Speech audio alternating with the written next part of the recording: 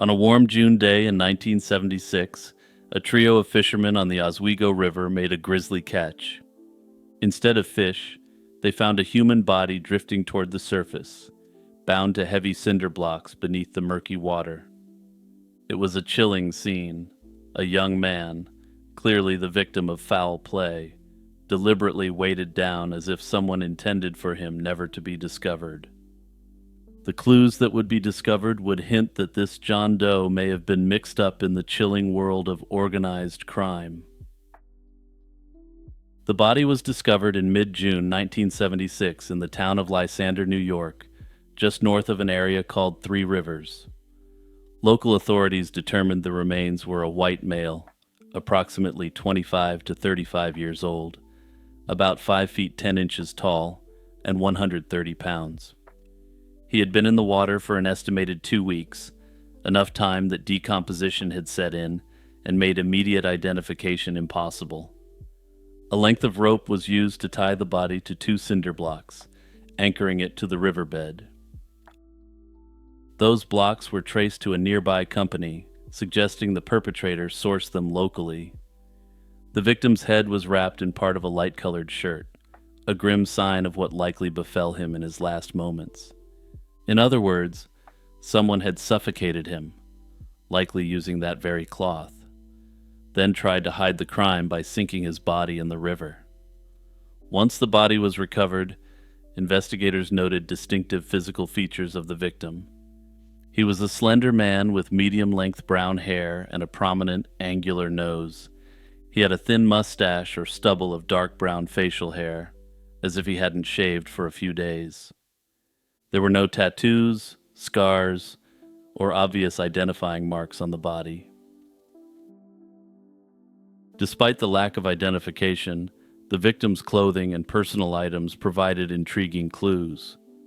He was dressed in layered clothes, a beige cashmere V-neck sweater over a dark blue ribbed turtleneck. He wore blue jeans with a wide brown belt and brown leather designer boots. He also wore a particularly fine pair of underwear, which was only available in a few department stores in New York State. Other personal effects compounded the mystery. He wore a gold neck chain with 2 interesting charms. One was an Italian mano cornuto, a horned hand symbol designed to ward off the evil eye, and the other was a tiny horn-shaped cornicello, again worn for luck. The Italian charms hinted that the victim had a familial connection to Italy. In an effort to identify the victim, investigators collected as much forensic information as possible. Fingerprints were unfortunately not available due to the condition of the remains, but dental records were obtained. They showed the man had extensive dental work, including many fillings and crowns, indicating he had seen a dentist regularly in his life. At a much later date, his DNA profile was also secured and entered into databases, though no match has ever been found to a missing person or family member as of yet. With the trail turning cold, law enforcement sought the public's help. A disturbing forensic facial reconstruction was commissioned to put a face to the victim's remains, using the skull to approximate his features. The clay reconstruction depicted a Caucasian male with a long, thin nose and medium-length brown hair, consistent with the medical examiner's findings. Hoping someone might recognize this face, investigators circulated images of the reconstruction in newspapers and law enforcement bulletins. Unsurprisingly, this depiction, which bears more in common with one of those disturbing Austrian or Bavarian alpine demon masks, didn't solve this case.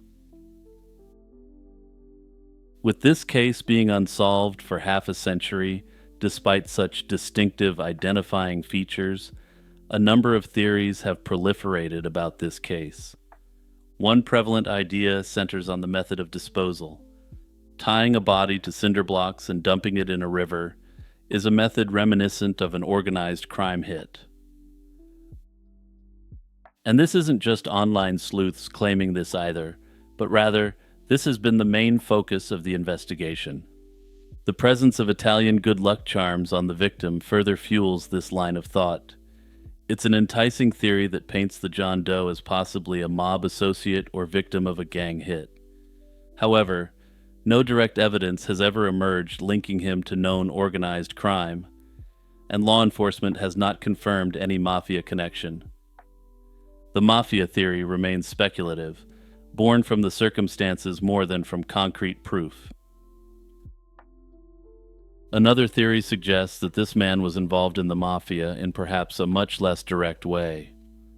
Under this theory, he may have invited the vampire into his home, so to speak, by taking out a loan from someone associated with a criminal organization. He may have been unable to pay the exorbitant interest rate, or he may have simply refused to pay, directly leading to him being found in a river. Another theory is that the John Doe wasn't local at all, but a traveler or transient who met a deadly fate far from home. Under this theory, he may have been an Italian tourist who had embarked on a tour across America.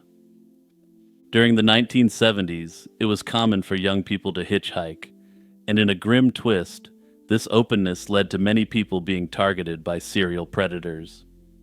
However, the authorities appear to consider this to be a much less likely scenario, though this may just be based on simple statistics and demographics. There were way more Italian Americans and Italian immigrants in New York State than Italian hitchhikers in the 70s. Another plausible angle is that the Onondaga County John Doe originated in Canada. In the 1970s, southern Ontario, especially Hamilton, and the Montreal region across the border in Quebec, had significant mafia activity. He could have been in America on a job for one of these mafia families. If the victim was Canadian, that could help explain why he never appeared in American missing persons files. Ultimately, the case will be cracked whenever the local cold case team decides to send his genetic information away for genealogical testing. Until that time, the Onondaga County John Doe will remain a complete unknown, and the person or group who did this to him will keep getting away with it. Hey everyone, Jimmy here, just reminding you to hit the like button and the notification bell and turn on all notifications. Also, don't forget to hit that share button and send this video to 2 people you know. I'm constantly working on putting out new content, and the best way you can ensure that continues is by clicking that share button and helping the audience grow. On a cold evening in December 2017, a high school auditorium in Bailey, Colorado, buzzed with anticipation for a concert. 17-year-old Maggie Long was supposed to be there, helping manage the event and even bringing homemade cookies for the audience. But as the opening act began, Maggie was nowhere to be found. Instead, just a few miles away, firefighters were battling a blaze at her family's home, a fire that would reveal a horrific crime and leave a community in shock. This is the story of Maggie Long's slaying, an unsolved case that has perplexed investigators and fueled numerous theories in the years since that fateful night. December 1st, 2017 began like any other day for Maggie Long, a senior at Platte Canyon High School. That afternoon, she left school briefly to head home, intending to change clothes and pick up some cookies for the concert she was helping organize at the school. Maggie was known as a responsible and involved student, so when she failed to return to the concert, those who knew her immediately sensed something was wrong. Her older sister, Connie, later said she had a gut feeling something was wrong, since Maggie would never just skip out on an event she was managing. As time passed with no sign of Maggie, Connie tried calling her phone but got no answer. Growing increasingly anxious, she drove toward their family's rural property. When Connie arrived around 7:20 p.m., she was met with a scene of chaos. The Long house was engulfed in flames, and emergency vehicles swarmed the driveway. Firefighters kept the family back as they fought the blaze, and it wasn't until hours later that authorities confirmed their worst fear. Around 7 p.m. on December 1st, a 911 caller reported a fire and disturbance at the Long residence outside Bailey. Firefighters arrived to find the house engulfed in flames. After the blaze was extinguished, responders discovered Maggie's remains in the charred house, and it was immediately clear her death was no accident. Investigators determined that Maggie had been brutally attacked and that the fire was deliberately set to cover up the crime. In fact, investigators discovered multiple ignition points in the house, showing the perpetrator's determination to erase evidence. Evidence at the scene showed she had struggled with her assailants before being overpowered, and horrifyingly, she was set on fire while still alive, according to the coroner's findings. The perpetrators also stole a number of items from the home, including numerous weapons and thousands of rounds of ammunition. They also made off with a small safe that they apparently were unable to crack on site. This suggested the intruders targeted the longhouse expecting to find valuables and weapons, and they were willing to use extreme violence to get away with their loot. Despite a multi-agency task force, months passed with no arrests or major breakthroughs. Early on, authorities released composite sketches of 3 male suspects seen around the Long property that day, but so far, none have been identified. Investigators tracked down numerous tips and persons of interest, including some local individuals with troubled or violent histories, but every lead eventually went nowhere. Then, an unexpected lead emerged from 700 miles away in Missouri. In mid-2018, a similar case in Missouri, where a young woman was attacked and set on fire during a burglary, caught investigators' attention as a possible connection. The 2 men arrested in Missouri were in their 20s, which led Colorado detectives to investigate whether they had ever been in Colorado around the time of Maggie's death. Ultimately, however, no solid link between the Missouri criminals and Maggie's slaying could be established. From the outset, investigators believed Maggie's slaying was a burglary gone wrong. In their estimation, this was essentially a botched robbery that turned deadly. The items stolen and the apparent focus on the family's safe suggested the intruders specifically targeted the Long home for its valuables. They believed that Maggie's unexpected arrival likely provoked the violent confrontation. However, in 2021, the FBI announced a very different possible motive. Maggie may have been targeted for a very different reason. Her case was reclassified, and agents began investigating whether bias against Maggie's Asian American background played a significant role in this crime. This shift brought additional federal resources to the case and raised the question of whether the extreme cruelty of the attack was driven by this factor. Now, I can't really comment on this much further since the authorities haven't released any evidence whatsoever as to why they have come to this potential conclusion. However, in general, when the FBI comes out and makes a statement like this, they have a very strong reason to believe that's the case. As of now, Maggie Long's slaying is still unsolved, standing as one of Colorado's most haunting cold cases. Nevertheless, neither her family nor law enforcement have given up. The reward for information leading to an arrest now stands at $75,000, contributed by the Long family and multiple agencies involved in the investigation. Further, given the potential motivation for this attack, the authorities are investigating similar crimes both in Colorado and across the nation.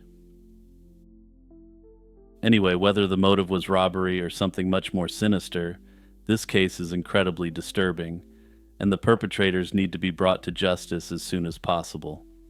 Unfortunately, Maggie's case hasn't gotten the attention it deserves, so if you're in a position to signal boost her case, get out there and do it.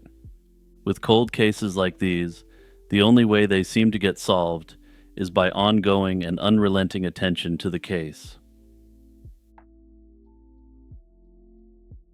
On July 14, 1882, A man named James Yost was hauling wood through the dry grasslands of West Turkey Creek Canyon in Arizona Territory when his dog started acting strangely. Nearing a peculiar cluster of 5 large oak trees that grew in a semicircle from a single root, Yost saw what he first took to be a man sleeping. But the dog's nervous snorting told a different story, and upon investigation, Yost found the lifeless body of one of the West's most notorious outlaws, Johnny Ringo. He was seated on a large, flat rock within the embrace of the oaks, his back against a tree in an almost peaceful pose. But the scene was anything but peaceful. A single bullet had entered his right temple and exited the top of his head. His weapon was still in his hand, and it looked very clear what happened. But as time went on, this clear-cut scene became one of the Old West's greatest mysteries. Ringo was barefoot, his feet wrapped in makeshift bindings torn from his own undershirt. His horse, with his boots still tied to the saddle, wouldn't be found for another 11 days, 2 miles away. He wore 2 cartridge belts, but the one for his revolver was buckled upside down, an inexplicable mistake for a seasoned veteran of the Old West.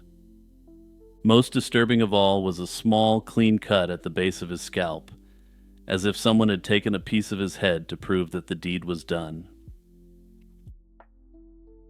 To understand how Johnny Ringo ended up under those oaks, you have to understand the man he was.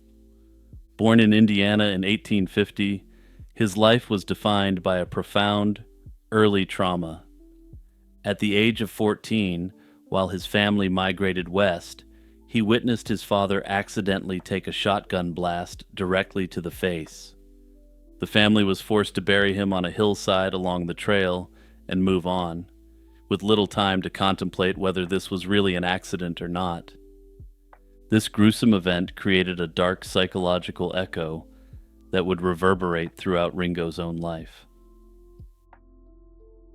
In the years that followed, Ringo cultivated the persona of a refined, educated gentleman outlaw, a man who could quote Shakespeare and carried a small library of classic books. Many who knew him described him as a reserved, college-educated man, though the truth was more complex. While well-read, Ringo had very little in the way of formal schooling. This intellectual image was a performance, a charming mask for a disturbed and violent man who wanted to be known for something other than his willingness to blast his Roscoe. His outlaw career began in earnest in Texas, where he got his start committing some cold-blooded slayings. After the heat got too hot under the Texas sun, he decided it was best to move on. After drifting to Arizona, he fell in with the loose confederation of rustlers known as the Cochise County Cowboys. In Tombstone, his reputation for a foul temper was cemented by incidents like shooting a man simply for refusing a shot of whiskey in favor of beer. Ringo was not present for the famous showdown at the OK Corral, but in its aftermath, he became a chief antagonist of the Earp faction. He openly challenged Wyatt Earp and Doc Holliday to a fight on the streets of Tombstone, a confrontation that was only stopped when a constable intervened. The Earps, in turn, suspected Ringo was involved in the ambush that crippled Virgil Earp and the slaying of Morgan Earp. When Wyatt Earp began his infamous vendetta ride, Ringo, despite being an absolute psychopath, was deputized by the sheriff of Tombstone to hunt him down.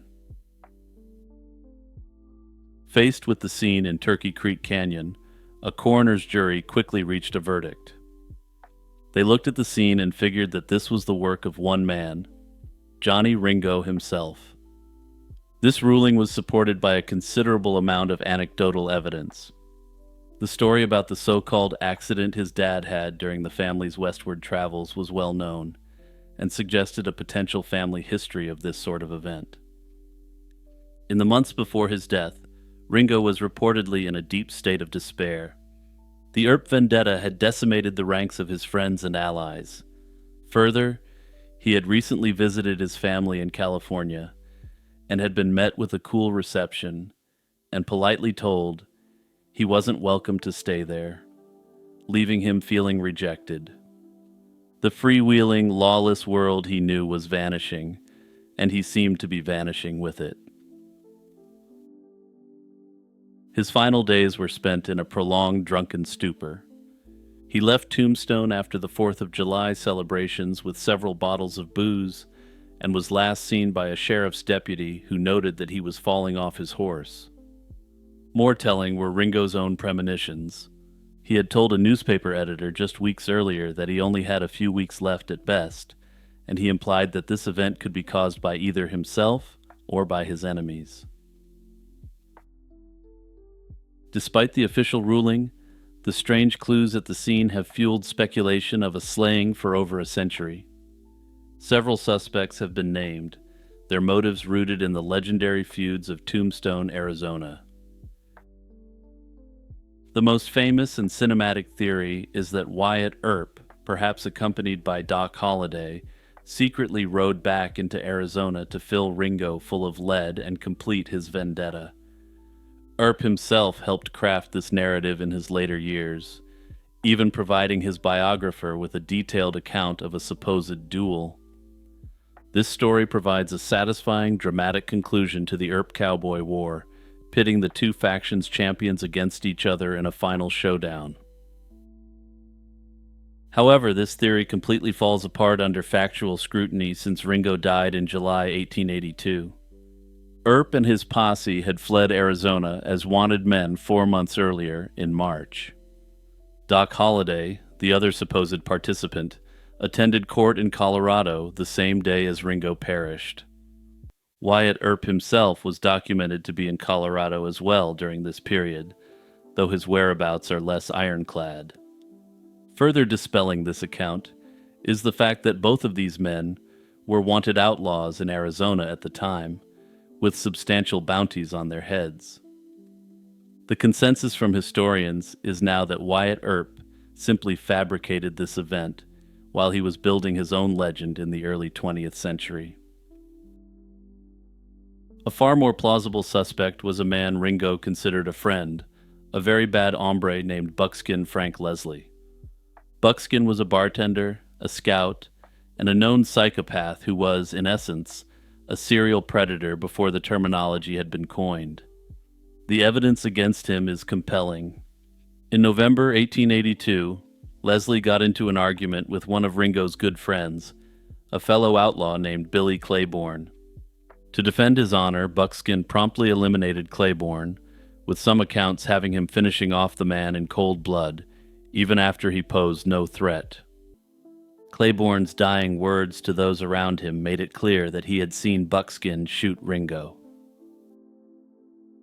Years later, while serving a sentence for slaying his wife, Buckskin reportedly confessed to a prison guard that he had, in fact, eliminated Ringo. According to this account, Buckskin, Claiborne, and Ringo were in the Turkey Creek area when the men got into an argument. Buckskin claimed he shot in self-defense, but this is a guy with a lot of bodies to his name, including completely innocent people, so take that with a grain of salt.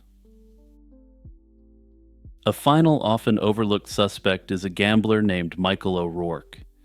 In 1881, O'Rourke eliminated a man in a nearby town over a minor disagreement, and an angry mob formed up to hunt him down. Johnny Ringo was amongst the members of this mob, and Wyatt Earp ended up stepping in to save O'Rourke's life. Under this theory, this gambler saved by Earp may have done a favor for him by taking out Johnny Ringo. While the motive is clear, the most persuasive evidence is what happened after Ringo's death. One of Ringo's closest friends later hunted down and slew Michael O'Rourke. According to some, this can be seen as a verdict delivered by way of Old West frontier justice. In the end, the death of Johnny Ringo remains an unsolvable case.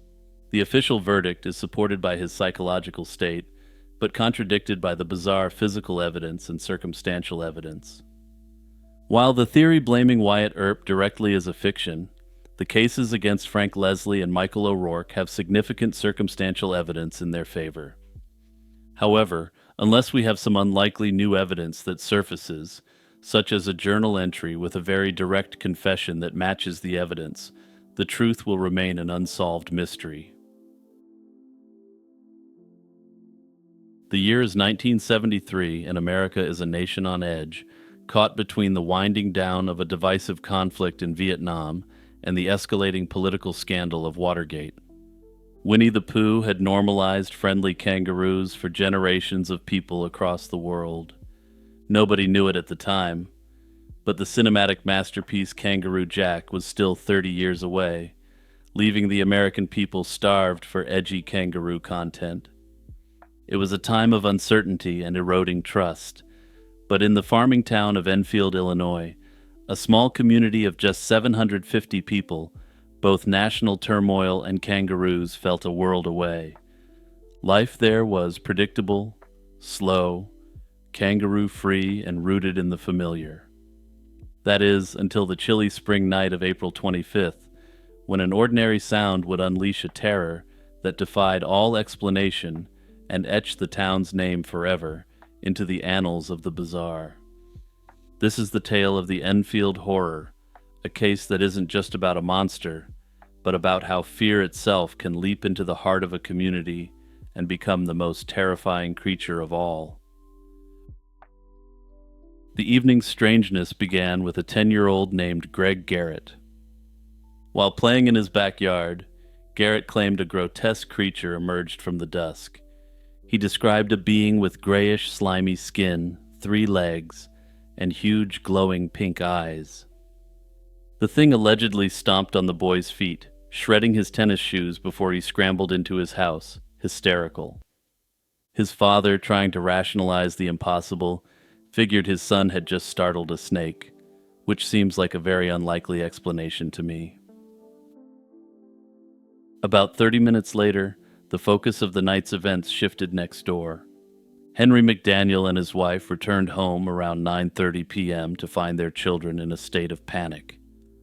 They insisted a creature had been trying to force its way into the house through the front door and a window air conditioner.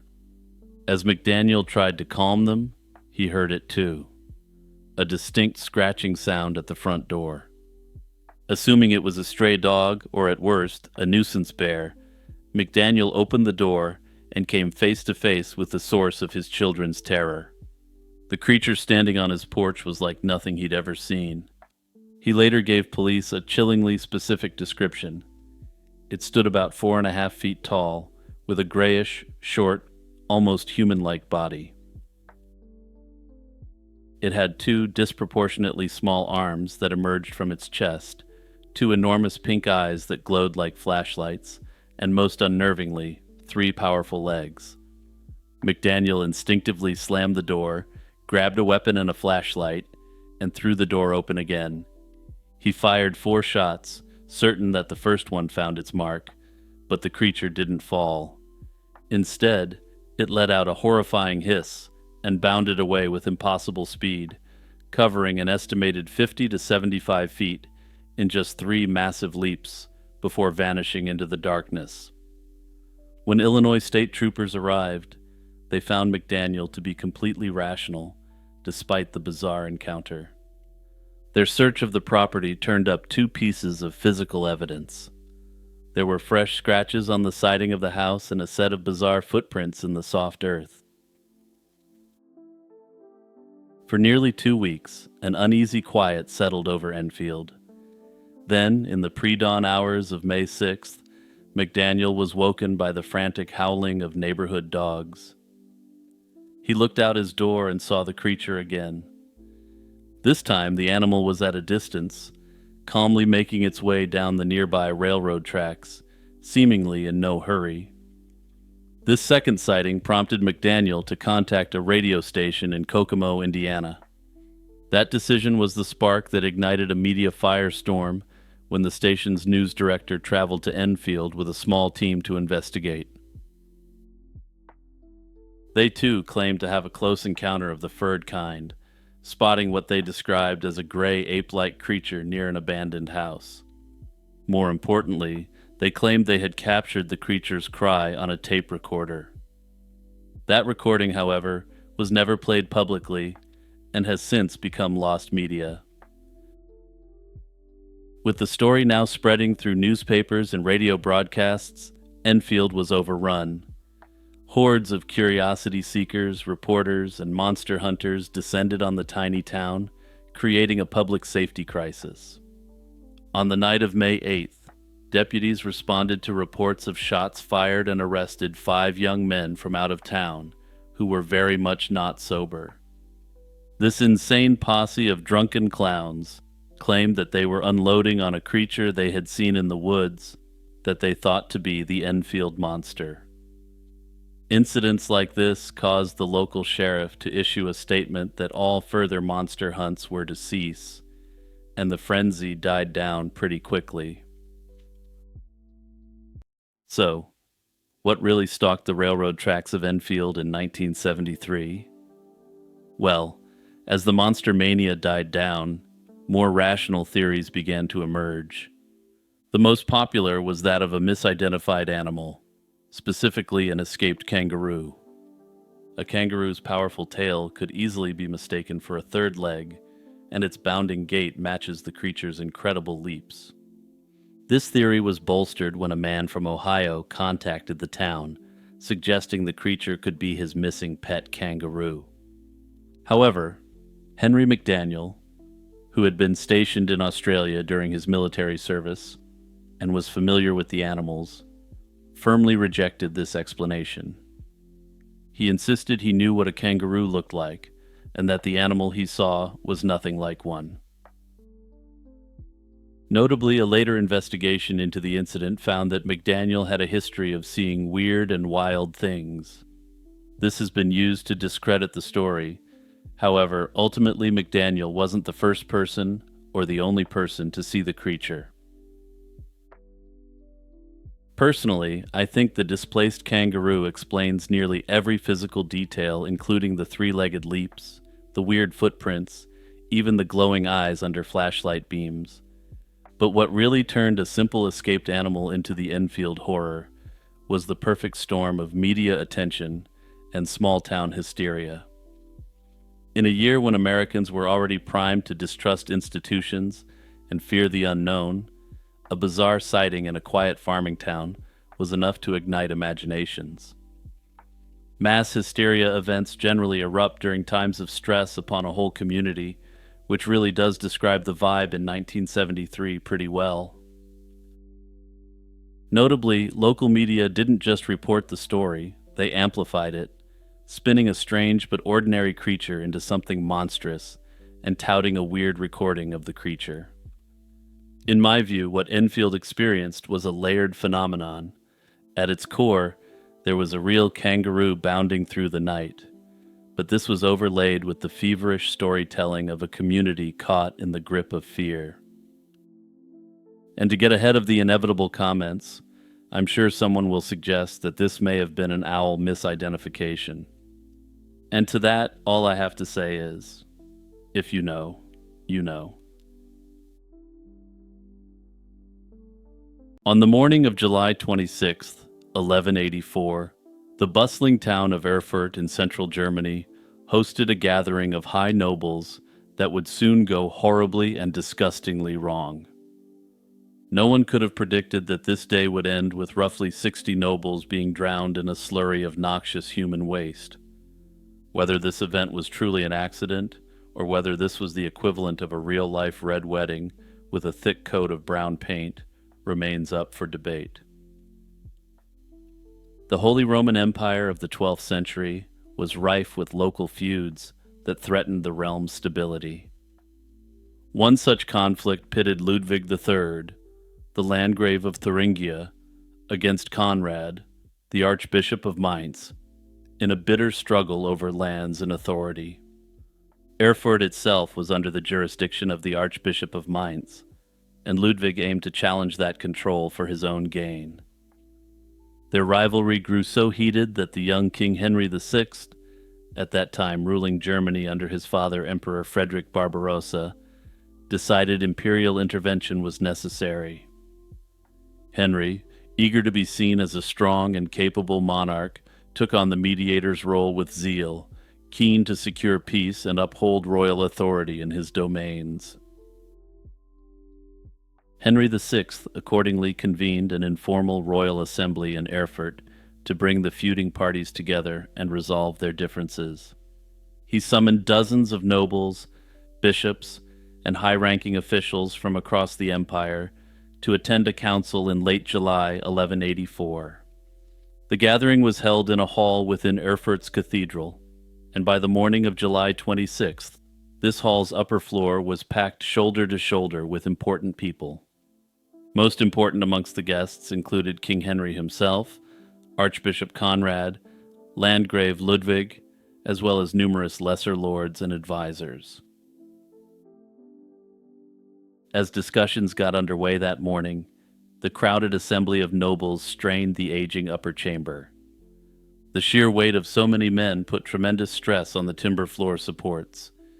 According to contemporary chroniclers, without warning, those wooden beams, long weakened by years of use and neglect, suddenly gave way with a deafening crack. The upper floor collapsed and crashed down onto the level below, which in turn also failed under the impact. In an instant, the entire meeting, people, furniture, and flooring, plunged through the structure and into an enormous cesspit beneath the hall. Knights in armor, wooden tables and benches, and splintered beams all hurtled into the vile pit as the building disintegrated around them. In the chaotic moments that followed, those who fell met an appalling fate. They found themselves floundering in years of accumulated foul waste, a mix of excrement and groundwater, which had a thick, quicksand-like consistency that made escape nearly impossible. Luckier victims were crushed by falling timbers and furnishings. Those who weren't as fortunate drowned in the muck or succumbed to the poisonous miasma of the noxious fumes. The cesspit's contents were also rife with disease and parasites, adding another lethal element to the disaster. Contemporary reports indicate that roughly 60 men died then and there, and some accounts suggest the death toll may have reached closer to 100 in total. Among the dead were a number of prominent nobles. However, miraculously, or perhaps suspiciously, all the key members in attendance escaped with their lives. Interestingly, two of the most prominent individuals were completely unharmed. King Henry VI himself escaped the plunge entirely. He and Archbishop Conrad of Mainz had been sitting on a stone-reinforced window alcove when the floor fell, and they managed to cling to it as the chamber collapsed around them. Rescuers with ladders eventually pulled the king and the archbishop to safety, and while they were both shaken, and perhaps stirred, they were essentially unharmed. Landgrave Ludwig III, who had tumbled down with the rest of the crowd, also survived and was hauled out of the cesspit alive. For King Henry, there was little time to dwell on the horrific accident. Chronicles report that he departed Erfurt almost immediately afterward and resumed a military campaign he had been on, effectively abandoning the unresolved dispute between the lords. In essence, the mediation abruptly ended, and the long-standing conflict between the Landgrave and the Archbishop remained unsettled. Notably, medieval writers recorded the event only in brief entries.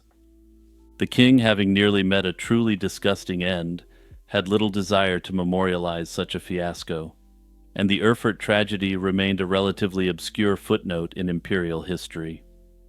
Yet the Erfurt latrine disaster's true significance lies in what didn't happen. Had Henry VI himself perished in that cesspit, the future of the empire, and indeed of European history, might have veered onto a very different path. Henry's survival ensured that he went on to become Holy Roman Emperor in 1191, and eventually one of the most powerful rulers in Europe. He led imperial armies on crusade, he captured and ransomed England's king Richard the Lionheart, and extended his dominion deep into southern Italy and Sicily. None of those momentous events would have come to pass if an overloaded floor in Erfurt had claimed the king's life that day. People have long questioned how such a bizarre catastrophe could have occurred in the first place. The simplest explanation is also the most plausible. An overcrowded hall and structural decay combined to cause a deadly failure. The wooden floor's supports were reportedly rotten, and the sheer weight of nearly 100 assembled men, many of them semi-armored nobles, was more than the old timbers could bear. The citadel's latrine below was especially large and had seldom been emptied, so it contained a vast quantity of sewage at the time. That said, there's a much more sinister theory about why this happened. The primary reason for the meeting in Erfurt was to mediate a bitter feud between two powerful men, Ludwig III, Landgrave of Thuringia, and Conrad of Wittelsbach, Archbishop of Mainz. Both were influential, ambitious, and had powerful rivals who might have found it advantageous if either or both were eliminated. Ludwig III, as Landgrave of Thuringia, was deeply involved in territorial disputes that had drawn hostility from various nobles in central Germany. His aggressive pursuit of power, coupled with his refusal to acknowledge the authority of Archbishop Conrad, placed him squarely at odds with powerful church authorities. Conrad of Mainz, for his part, wielded immense influence not only in religious matters, but in secular governance as well. It's conceivable that rival factions could have sought a permanent solution to the persistent instability caused by Ludwig and Conrad's feud. A tragedy that seemed like an accident would be a perfect cover: plausible deniability, limited risk of exposure, and minimal direct reprisals. In essence, the Erfurt latrine disaster may have been the medieval equivalent of taking down a passenger plane just to eliminate one target. Another intriguing angle involves King Henry VI himself. It's important to remember that during the 12th century, the Holy Roman Empire was an extremely powerful player in European politics, and not the decrepit entity it would develop into. At only 18, Henry was heir apparent to Emperor Frederick Barbarossa, and his future influence over European politics was already significant. His demise would have sent shockwaves throughout Europe, reshuffling political alliances and possibly setting off a struggle for succession that many ambitious nobles might find advantageous. Henry's father had no shortage of enemies within the empire. Many princes felt oppressed by imperial centralization efforts and would have welcomed a weakened monarchy. Removing Henry would destabilize Barbarossa's carefully planned succession, potentially freeing them from central control. If the collapse was indeed deliberate sabotage, the method, rotted or weakened floor beams, was subtle enough to appear natural, yet devastating enough to achieve maximum lethality. Whoever orchestrated this would have needed inside access to the building beforehand, a plausible scenario considering the numerous local servants and retainers employed by nobles. This method would require no elaborate weapons or obvious tampering, just deliberate weakening of the timbers, so a full haul would result in a disaster. For conspirators, the horrific randomness could be beneficial. The tragedy's broad carnage might obscure motives, eliminating suspicion on who was targeted. After all, the event had numerous high-profile attendees who had enemies who wanted them eliminated. Interestingly, many find it quite odd that Henry and the Archbishop were sitting in a stone alcove at the precise moment of the fall, while the Landgrave fell into the pit. It's been suggested that Henry and the Archbishop may have been plotting together to increase the power of the Church in the region. The thought is that this may have been in exchange for papal support of Emperor Barbarossa's attempt to turn the Holy Roman Empire into a hereditary monarchy. If this was the case, the plot failed, and Henry beat a hasty retreat, and chroniclers kept their discussions of this event to a bare minimum. In the early months of 1912, a terrifying story of a voodoo-fueled rampage spread from Louisiana across the nation. At the heart of this story was a 19-year-old teenager named Clementine Barnabette. She was, the newspapers breathlessly reported the self-proclaimed high priestess of a voodoo cult known as the Church of the Sacrifice. With eyes that were said to glare like those of a tigress, she confessed to a series of brutal axe attacks, not as crimes, but as holy acts for her cult. Despite being a teenage girl with a slight build, she explained that she received unholy strength from her sacrifices that allowed her to overpower strong adult men. These were strong men who were accustomed to hard physical labor their entire lives, allegedly overpowered by the occult forces of this purportedly spiritually powerful teenager. This image of the voodoo priestess, however, was as unstable as it was shocking. The story she told was like sand, shifting its shape with each retelling, and the details were lurid, but the actual facts were elusive. As the legend of Clementine Barnabette grew, a far more troubling question began to emerge from the shadows of her confession. Was she really a voodoo serial predator, or was she a deeply disturbed young woman who became a convenient scapegoat for a real series of crimes plaguing the region? Interestingly, there'll be one final twist at the end of this tale that makes modern scholars believe that even the contemporary legal system didn't fully believe her outlandish story. Between 1911 and 1912, a wave of unparalleled violence swept through the towns of southwest Louisiana and southeast Texas. The attacks were marked by a terrifyingly consistent and brutal modus operandi.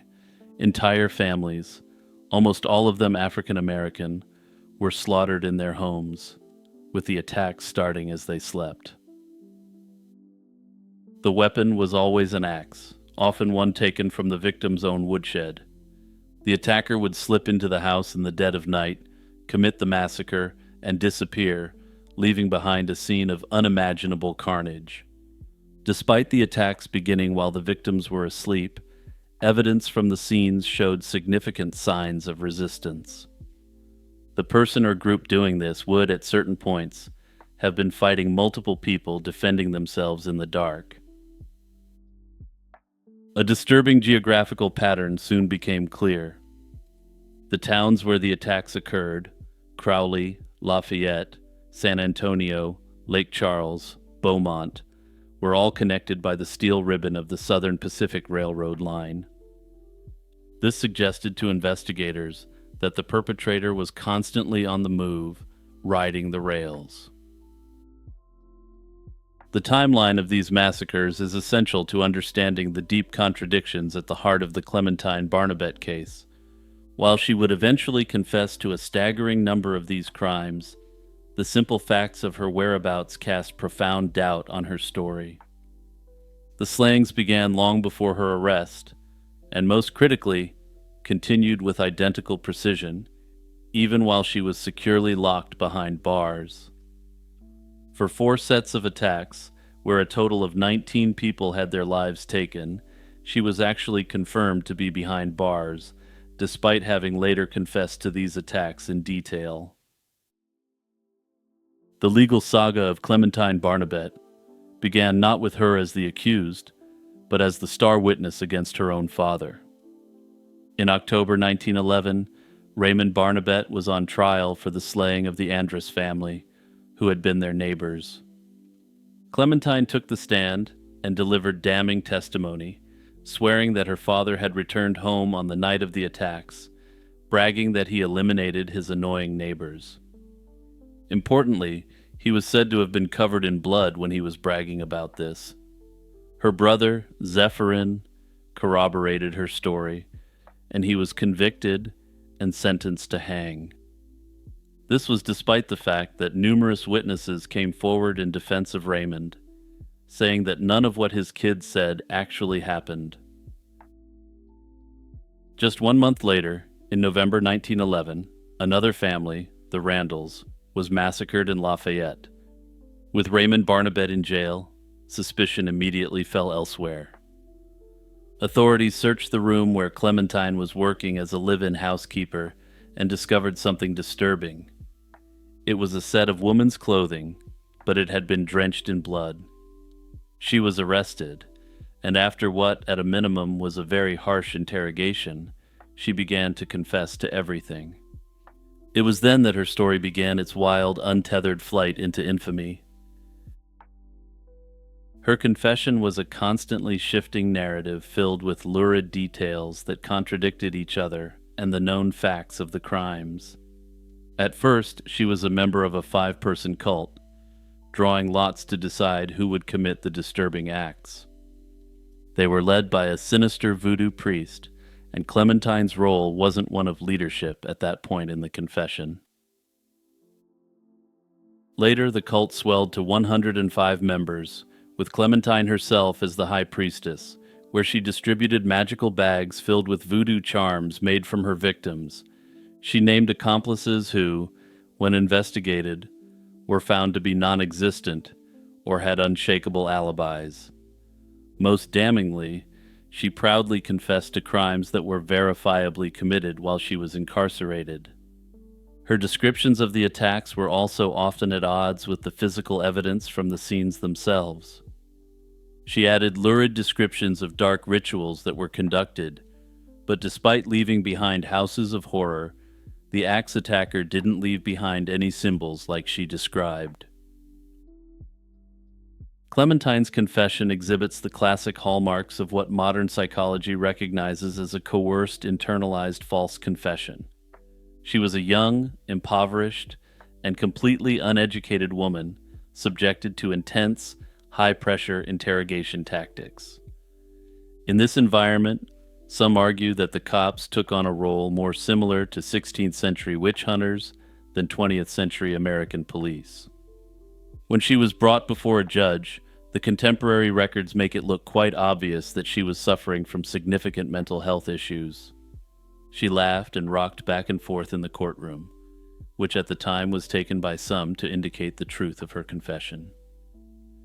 However, experts looking back on this now with modern eyes believe that this behavior appeared to be psychosis. The most glaring flaw in the case against Clementine Barnabet is also the most simple. The axe attacks didn't stop when she was arrested. This fact should have been the central piece of exculpatory evidence, proof that the real perpetrator was still at large. Instead, it was largely ignored, an inconvenient detail in a story that had already found its villain. Notably, this time period was characterized by other potential axe-wielding serial predators who rode the rails, leaving carnage in their wake. Many modern researchers and scholars believe that one of these individuals, rather than Clementine, was responsible for some of the very real string of crimes which occurred. However, even if this isn't the case, most theorists strongly believe that Clementine wasn't a voodoo high priestess, but rather an extremely mentally ill young woman. Faced with the complete force of the state coming down on her, she admitted everything she thought the investigators wanted to hear. Unsurprisingly, at her trial, Clementine Barnabet's attorney argued that she was insane, a defense supported by her bizarre behavior and outlandish claims. During the proceedings, she again confessed to every crime imaginable, and let the court know that a fiery chariot was going to come from the sky to save her. To those holding their breath, wondering if this chariot ever arrived, well, I have bad news for you. Despite this bizarre behavior and the arguments of her lawyer, she was found guilty of one of the attacks and sentenced to life in prison. Her story takes its final disturbing turn within the prison walls. After serving about 9 years, medical experts at the penitentiary decided to take drastic action. In a 1921 article, it was reported that prison surgeons performed an unspecified operation that they claimed restored her to normal condition. The exact nature of the surgery isn't certain, but it's heavily implied that it involved her brain in some way. Importantly, lobotomies weren't performed in America for another 15 years, so it appears the doctors performed an extreme experimental procedure on Clementine. Then things got even weirder, and by way of reminder, she wasn't found to be insane, she was found guilty of committing a slaying. On August 28, 1923, having been deemed cured of whatever her problem was, Clementine Barnabette was released from prison. Again, to emphasize how weird this was, she had been sentenced to life in prison with no possibility of parole, and she hadn't been found to be legally insane at the time of the crime. Being found cured thus ought not to have been grounds for the release. But the Louisiana authorities just up and let her loose upon the world. At the age of 29 or 30, she walked out of the prison gates and into complete obscurity, and there are no further records of her life. Her subsequent activities, her whereabouts, and the date and circumstances of her death are entirely unknown. This supposed axe-wielding voodoo high priestess simply vanished, never to be heard from again. One of the most compelling speculative theories about the Clementine Barnabette case is that she may have been deliberately set up to take the blame for a real crime. The discovery of bloody clothing in her room, the most damning physical evidence used against her, could easily have been planted. Under this theory, someone understood both the chaos of the investigations into the attacks and Clementine's disturbed and fragile mental state. The individual responsible for framing her likely knew she was already viewed as unstable, impoverished, and vulnerable to coercion. By placing incriminating evidence in her possession, they guaranteed suspicion would fall squarely on her. Once the police found the blood-soaked garments, investigators seized upon Clementine as their perfect suspect. Her erratic behavior and clear signs of psychosis only reinforced the narrative that she was guilty, even when her confessions grew inconsistent and impossible. A manipulator with knowledge of her instability could predict that, under harsh interrogation, she'd quickly unravel and tell authorities exactly what they wanted to hear. Under this theory, Clementine became the convenient scapegoat, her life destroyed while the real predator continued to stalk the rail lines unchecked. Personally, I find Clementine's brother Zephyrin's behavior suspicious because he eagerly supported the case against their father. This was despite the fact that all other witnesses contradicted the testimony against him. It feels to me that Zephyrin could have been subtly manipulating her and feeding into her delusions while committing at least some of the crimes himself. That said, ultimately the investigation was completely flawed, so we'll never know the truth on this. Hey everyone, Jimmy reminding you to hit that new hype button that YouTube is promoting. Hyping my video up helps improve the visibility of my content in the algorithm, which in turn ensures that I can keep producing more content. And the best part about this is that it's entirely free to hype up a video. Also, don't forget to check out my other channels, Lazy Chill History and Lazy Chill True Crime, by clicking the links in my profile. In September 1979, the body of a young woman was discovered in a Miami apartment complex parking lot. Over 4 decades later, this victim, known only as the Tina Jane Doe, remains unidentified and her slaying unsolved.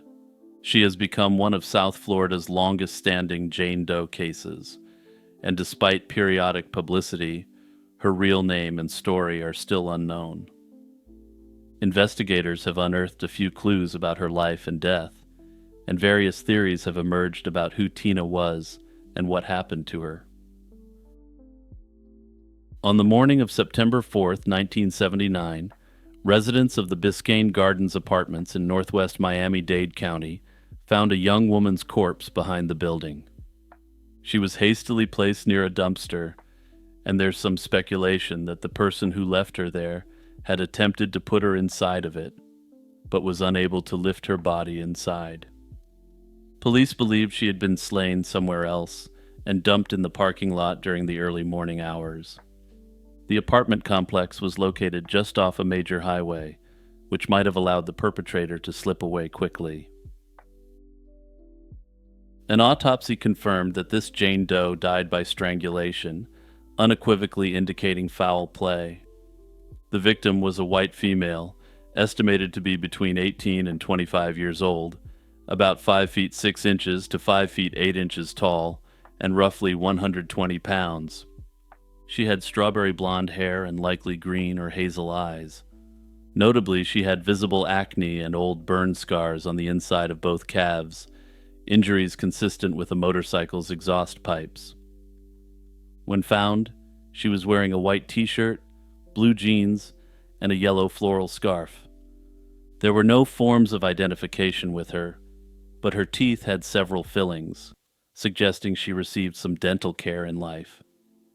Investigators collected her fingerprints at the morgue and years later obtained a DNA sample, hoping these forensic identifiers would eventually lead to her name. Early in the investigation, a puzzling clue surfaced. The young woman had previously given an alias and personal details to authorities.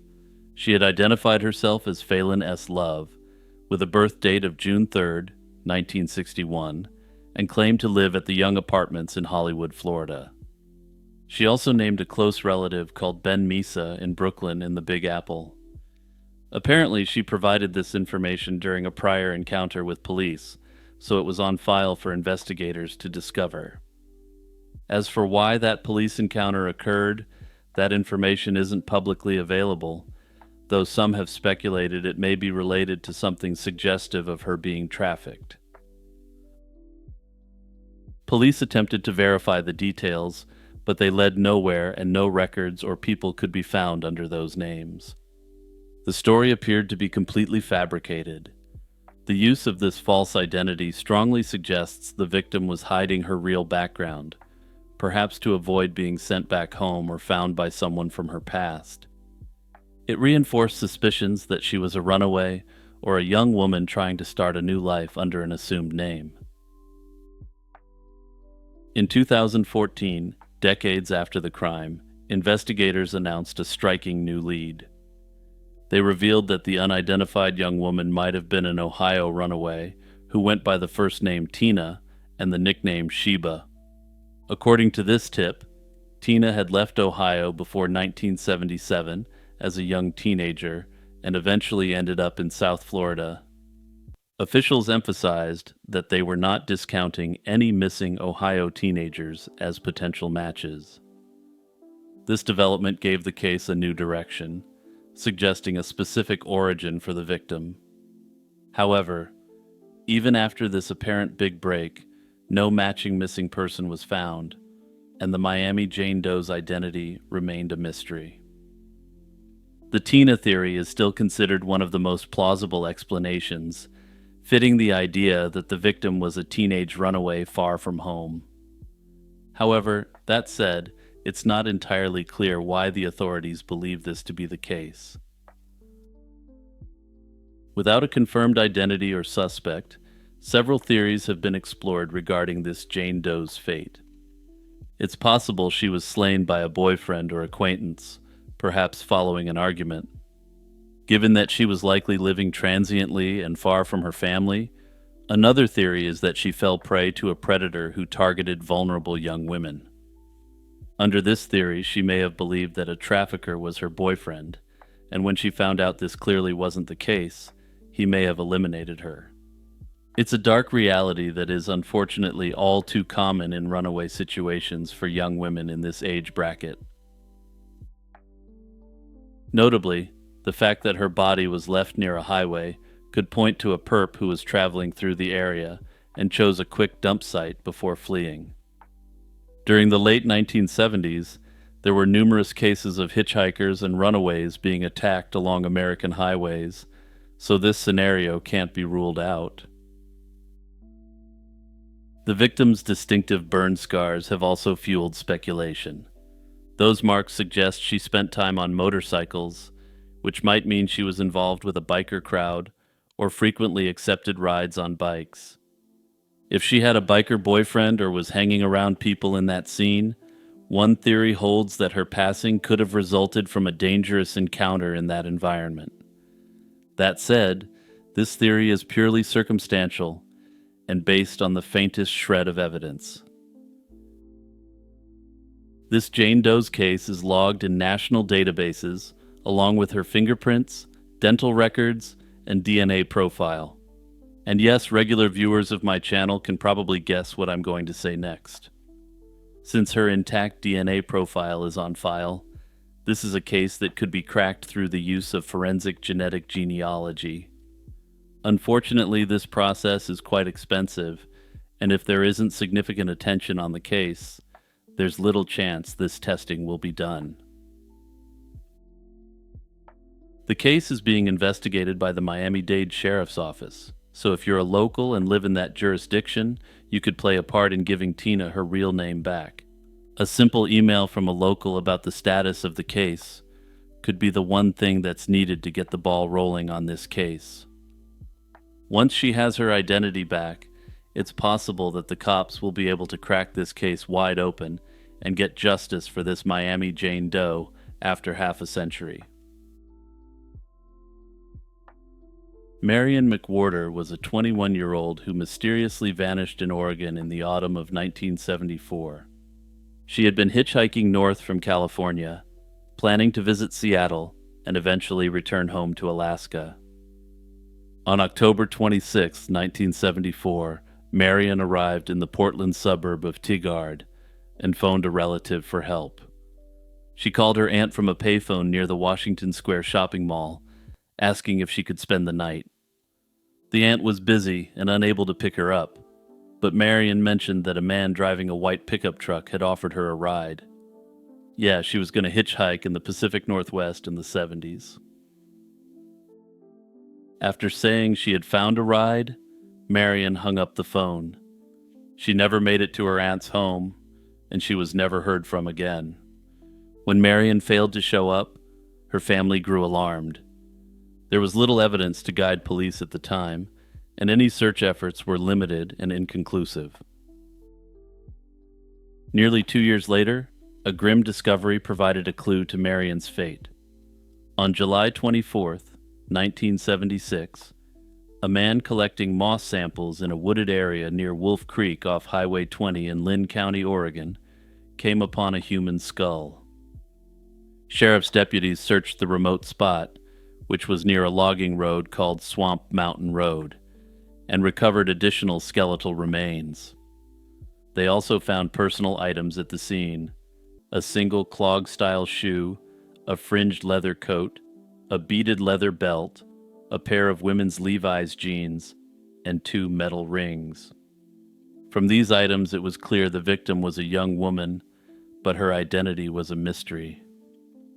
The remains were examined by the state medical examiner, who confirmed they belonged to a female under 35 years old. Given the condition of her body and location of the remains, investigators strongly suspected foul play, but they couldn't say for sure. The unidentified victim became known as the Swamp Mountain Jane Doe, named after the remote creek near where she was found. Despite checking missing person reports, authorities in 1976 were unable to match this Jane Doe to anyone, and the case languished for decades without a name. Over the years, Marion's family never stopped wondering what happened to her. Marion's disappearance eventually became linked with a pattern of unsolved crimes along Oregon's highways. In particular, investigators noted similarities to a cluster of cases on U.S. Route 20 in the 1970s and 1980s. Multiple young women had vanished or been slain in rural parts of Lynn and Lincoln counties, many last seen hitchhiking or stranded on the roadside. Police came to suspect that a single serial predator was active in the area. One man, John Arthur Ackroyd, emerged as a prime suspect. Ackroyd was a local highway maintenance worker who was convicted of one 1978 slaying and was suspected in several others. Marion's case fit the pattern of Ackroyd's suspected victims, and her unsolved disappearance was among the cases reviewed during the investigation into Ackroyd's crimes. While no direct evidence has ever linked him to Marion, he seems to be a likely candidate. That said, though, she disappeared on a highway in the Pacific Northwest while hitchhiking in the 70s. It seems like every second person picking people up in this region, and this time was a serial offender of one type or another. For almost 49 years, the remains found near Swamp Mountain remained unidentified, but advances in forensic DNA analysis finally provided a breakthrough. In 2010, Oregon authorities created a DNA profile from the Jane Doe's remains and entered it into national databases, hoping to find a match.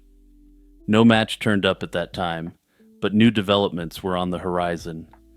In 2020, a more advanced DNA analysis indicated the unknown woman had mixed European and indigenous ancestry, but her name was still unknown. Notably, Marion's father was white, and her mother was an Alaskan native, but this wasn't enough for anyone to put two and two together at the time. However, the true turning point came in the summer of 2025, when genetic genealogists were able to locate her surviving sister, who was living in Seattle at that time. After decades of uncertainty, Marion's family at last had an answer. Identifying Marion's remains answered the question of who was found in 1976, but it left open the question of how she perished and who was responsible.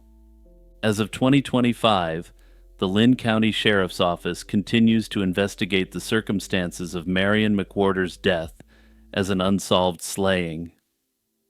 The authorities haven't determined the exact cause of death, at least not publicly, and the man in the white pickup truck has never been identified. They have asked for anyone who has any information on the white truck to come forward, though of course we're now half a century on, so this is a bit of a Hail Mary pass. It hasn't been verified whether a male DNA sample was found at the scene, though given the state of her body, unfortunately, I suspect that this isn't the case. Regardless, Marion's name has been restored, and with it comes renewed hope that justice will eventually be served in her case. In the mid-1st century AD, at the height of Rome's imperial power, a small band of Romans ventured farther into Africa than any of their known predecessors. Imagine a column of sunburnt legionaries and local guides trudging through the Sahara's endless sands, their armor shimmering under a relentless sun. They were led by a man named Septimius Flaccus, tasked with pursuing elusive raiders who had dared to harass Rome's African frontier. This expedition would carry them beyond the familiar fringes of the empire and into lands virtually unknown to Mediterranean peoples. What follows is the story of the remarkable trek that would later blur the lines between fact and legend. This is the first Roman expedition to Lake Chad, in the heart of Africa. The geopolitical backdrop of Flaccus's mission was Rome's effort to secure its North African provinces and trade routes in the decades following Emperor Augustus. By the 1st century AD, Rome controlled the fertile Mediterranean coast of Africa, including cities like Leptis Magna and Sabratha in modern Libya. These coastal cities prospered on Saharan trade. Gold, exotic animals, and ivory came north in exchange for Roman goods. However, the riches of the interior were guarded by distance, heat, and the independent peoples of the desert. Chief among these were the Garamantes, a Berber kingdom centered on the Fezzan region of the Sahara. The Garamantes controlled oases and conducted their own agriculture and trade. They were no mere barbarian nomads, despite Roman stereotypes that painted them as bandits on chariots. In fact, the Garamantes built a capital city at Garama in modern Libya and engineered underground water channels to irrigate their lands. In essence, they had a hidden civilization thriving in the desert that could facilitate trade with the wider Roman world. Yet, from Rome's perspective, they were also troublesome neighbors. Trade caravans and Roman outposts in North Africa sometimes suffered raids from nomadic groups, likely operating in or beyond Garamantian territory. These raiders may have operated with the tacit approval of the Garamantes, though this, of course, is only an educated guess by modern historians. Such disturbances threatened the flow of goods and the peace along the empire's southern border. Emperor Augustus had earlier confronted this problem through a military campaign led by Lucius Cornelius Balbus in 19 BC. Balbus penetrated deep into the Sahara with 10,000 legionaries, defeated the Garamantes, and even earned a triumph in Rome for his victories. Roman accounts claim that Balbus's men pushed beyond the Garamantes' stronghold and glimpsed a great river deep in the interior. Indeed, Roman artifacts and coins have been found as far south as Mali, supporting the notion that some soldiers or traders reached those distant lands. Balbus's foray secured a temporary peace and expanded geographical knowledge of Africa. His campaign demonstrated that the Sahara was not an insurmountable barrier and whetted Roman appetites for the wealth lying beyond. In the decades after Balbus, other Romans took up similar paths. In 41 AD, the governor Gaius Suetonius Paulinus led an army across the Atlas Mountains of Mauritania, observing snow-capped peaks and reaching into lands south of modern Morocco. These ventures were rare and bold, fueled by a mix of strategic concern and curiosity. By 50 AD, Rome again needed to project power southward, this time in response to renewed incursions from the desert. This set the stage for Septimius Flaccus's legendary expedition to the shores of Lake Chad, where he would see wonders beyond comprehension. The expedition of Flaccus was prompted by a specific threat. A rebellious tribe from the interior had attacked the region around Leptis Magna.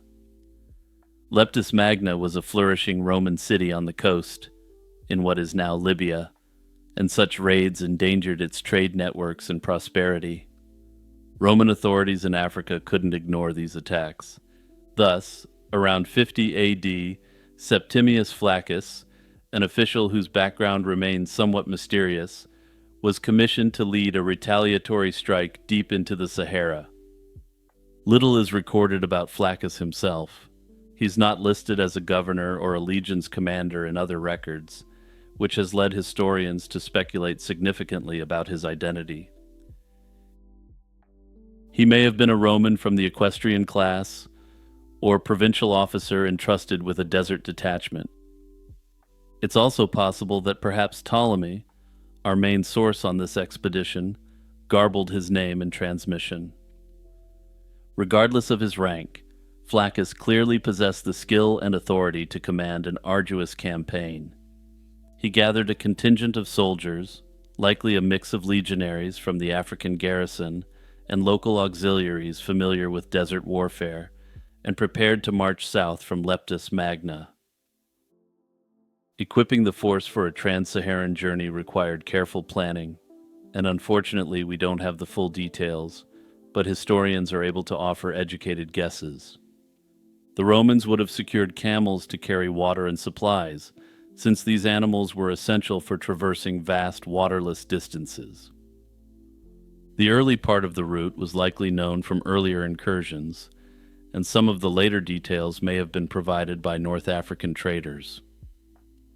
They would have traveled from the Mediterranean coast to the first string of oases and into the Garamantes domain. Messages may have been sent ahead to Garama, the Garamantian capital, warning its king not to obstruct Rome's punitive mission. Or perhaps no warning was given as Flaccus intended to surprise the raiders. Either way, the expedition's goal was twofold: punish the nomadic marauders and, by doing so, secure safer conditions for Roman trade. Any intelligence gathered about the lands beyond would be a welcome bonus for Rome's geographers and merchants. Flaccus led his men from the olive groves and marble villas of Leptis into the harsh Libyan interior, leaving behind the familiar world of Roman roads for uncharted wastes. Southward they trekked, likely passing settlements like Sidimus, modern Gadames, and then entering the Fezzan, the heartland of the Garamantes.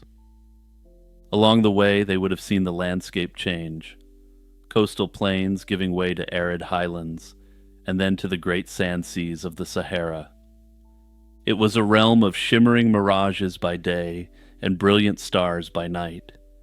The expedition probably followed caravan routes known to desert nomads, moving from one life-saving oasis to the next. Reaching Garamantian territory, Flaccus had to deal with the very people Rome once subdued under Balbus. According to the account preserved by the later geographer Ptolemy, Flaccus marched into Garamantes territory and subdued raiders. The exact details aren't known, but it would appear that the Garamantians themselves may not have agreed to this Roman incursion initially. Perhaps a set of skirmishes took place near the oasis towns in modern Libya, a clash of Roman discipline against swift desert fighters who knew the terrain. Flaccus's troops managed to defeat, or at least disperse the raiding tribes, and thus halted the attacks on Roman lands. In doing so, he likely struck a blow to the Garamantian king's authority, or negotiated an understanding to allow his further passage. Pressing onward, Flaccus didn't turn back after chastising the raiders. He was determined to push deeper, where few Romans had gone. The expedition continued south past the Garamantes' last outposts. They traversed the rugged Tibesti Mountains, today located in modern Chad, whose dark volcanic peaks rose unexpectedly from the desert's flat expanse. Crossing these mountains was no small feat, and the terrain is difficult, cut by canyons and prone to extreme temperatures. Yet beyond Tibesti, the Romans found an even greater surprise. After roughly 3 months of arduous travel across barren sands and stony plains, Flaccus arrived at a vast lake in the midst of the savannah. Ancient reports refer to it as the Lake of the Hippopotamus and Rhinoceros, a description that vividly captures the exotic fauna the Romans encountered there. In fact, this was very likely what we know today as Lake Chad, which was then a much larger lake than in modern times. The soldiers who had trudged through dune and dust now stood on the shores of a freshwater sea teeming with life. One can imagine their awe as they beheld animals only heard of in travelers' tales. They saw massive hippos wallowing in the shallows and on the reedy banks, and the unmistakable silhouette of a two-horned rhinoceros. Elephants might have roamed the vicinity as well, given the lake's extensive wetlands in that era. For Romans more accustomed to the tame olive groves of Italy or the dry hills of Tunisia, the sight of such creatures in their natural habitat must have been breathtaking. Flaccus and his men had effectively reached the edge of the world, as it was then known to Greco-Roman civilization. They had entered the land the Romans called Ethiopia, a broad term they used for sub-Saharan Africa and its peoples. Specifically, Ptolemy records that Flaccus journeyed into a region called Agasimba, which is described as far south of the Sahara. Agasimba's precise location is debated, but the ancient account places it near Lake Chad, implying that the Romans encountered indigenous communities there. Unfortunately, the details of any interaction between the native peoples of Lake Chad and the Roman expedition are lost to history. Ptolemy's summary gives no ethnographic descriptions, only noting that Flaccus's was the first Roman force to spend any length of time in that far southern region. It's possible the Romans made peaceful contact, trading trinkets for food and information. The lack of recorded conflict at the lake suggests that Flaccus didn't engage in major hostilities there. Instead, the expedition likely rested and refilled water skins, marveling at the fertile contrast to the desert behind them. They had achieved their outward objective. The nomadic raiders were vanquished or cowed, and an astonishing geographical discovery lay under their sandals.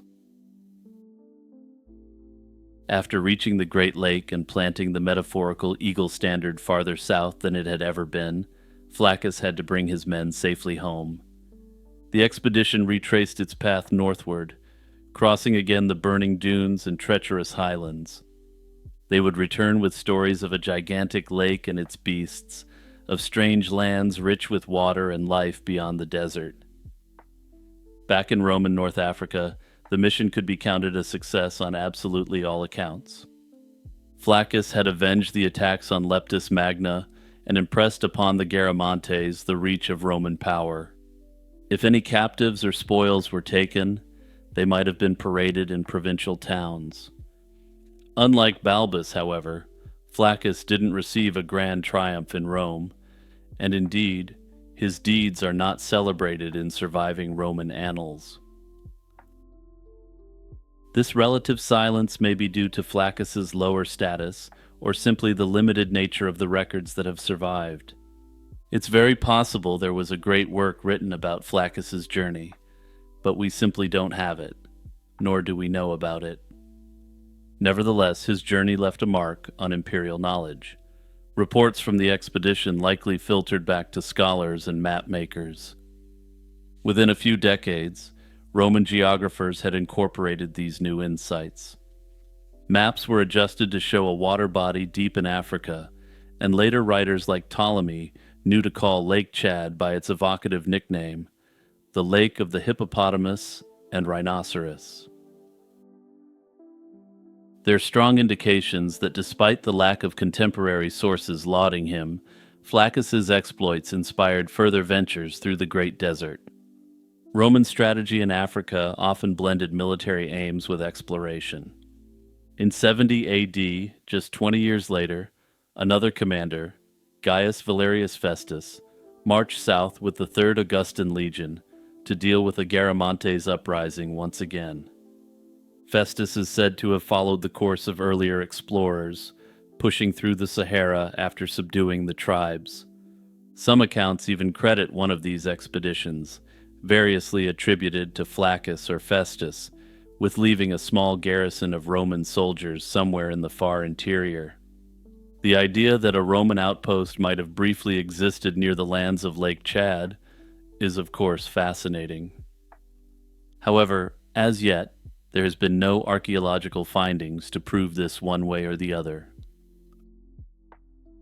The tale of Flaccus's march to Lake Chad straddles the line between established history and intriguing speculation. Our principal source, the 2nd century geographer Claudius Ptolemy, never witnessed these events himself. He compiled them from earlier reports, notably those of Marinus of Tyre a few decades after Flaccus. Ptolemy's Geographia distilled these travels into coordinates and brief notes, which means we are working with what amounts to a fragment of the original story. We're seeing a distillation of something that was already distilled, and which may have been further distilled from an unknown source used by Marinus. And note here that I say an unknown source used by Marinus.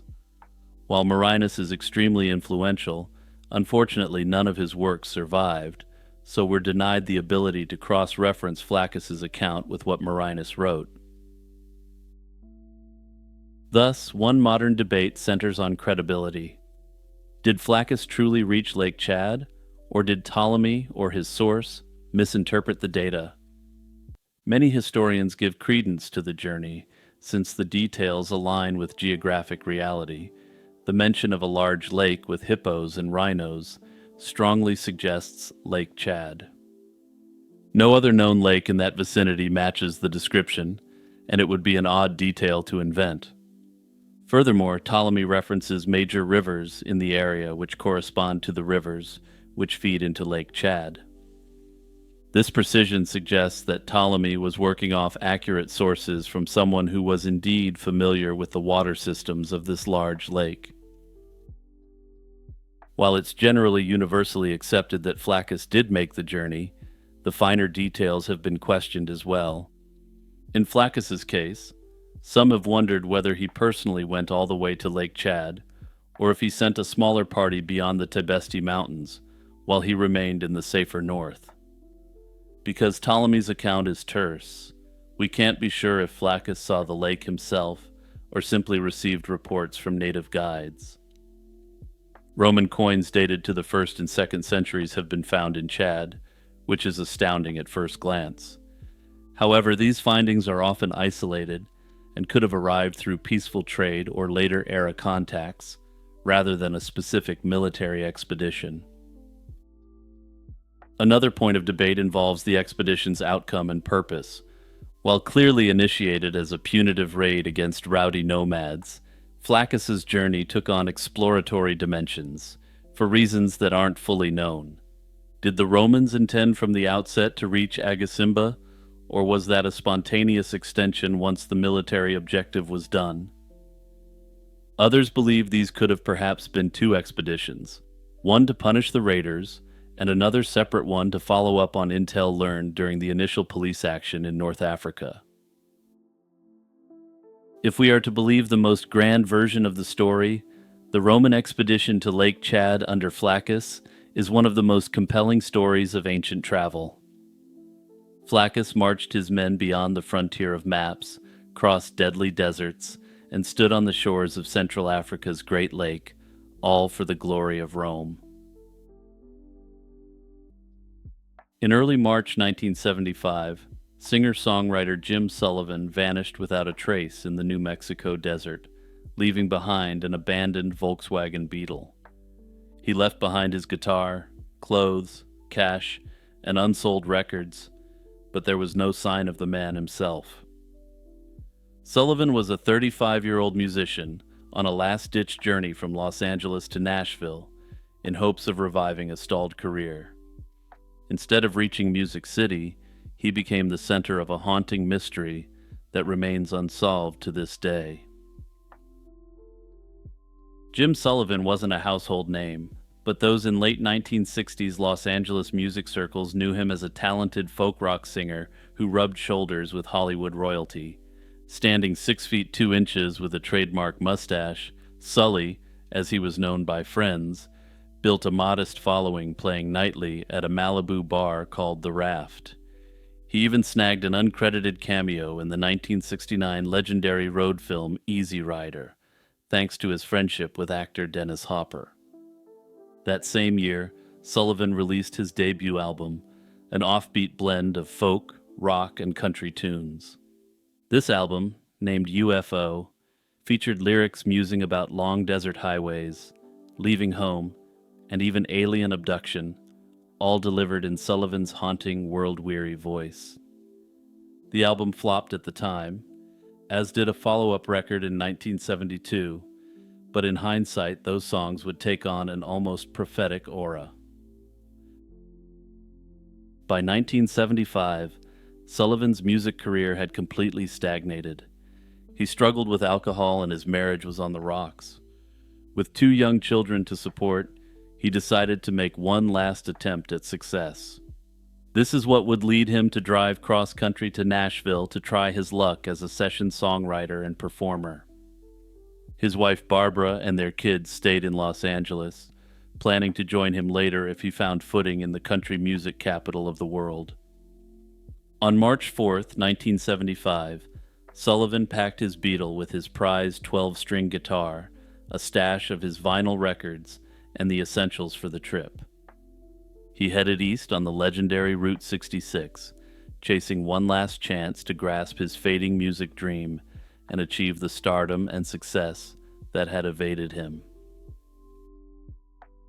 Sullivan's journey appears to have proceeded normally until he reached New Mexico.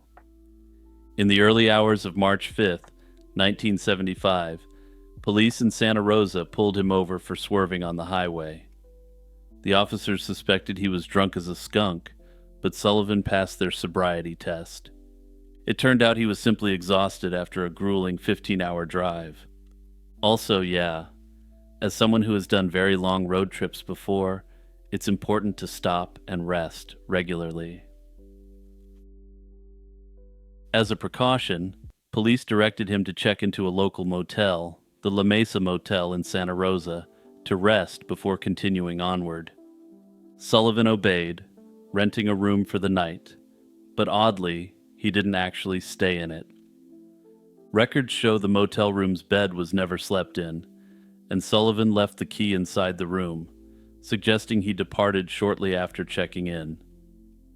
Before leaving Santa Rosa, he stopped at a liquor store to purchase a bottle of vodka, the last confirmed errand of his life. What happened after is where the trail grows bizarre and cold.